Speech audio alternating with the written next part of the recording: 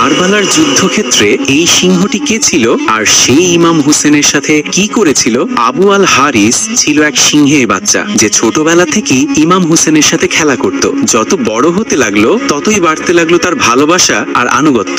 আরবরা যখন নামাজের জন্য মসজিদে যেত, সিংহটি তখন বাইরের রাস্তায় দাঁড়িয়ে থাকতো। মানুষ তাকে দেখে ভয় পেত। তারা হযরত আলীর কাছে অনুরোধ করলো, আলী, হুসেনকে বলো যেন এই সিংহটিকে শহর থেকে সরিয়ে দেয়। অনিচ্ছা সত্ত্বেও ইমাম হুসেন আবু আল হারিসকে বনের ভেতর রেখে এলেন। সিংহ চলে গেল, কিন্তু ইমামের প্রতি ভালোবাসা তার হৃদয়ে অমর হয়ে রইল। তারপর এলো মাসের তারিখ, যেদিন ইমাম হুসেন রাদিয়াল্লাহু আনহু ও তার সকল সঙ্গী শাহাদাত বরণ করেন। উমর সাদ তখন নির্দেশ গুলোকে চালাও। এই মুহূর্তে ফিজা আকাশের দিকে তাকিয়ে প্রার্থনা করলেন, আর পুরো বন কেঁপে উঠল।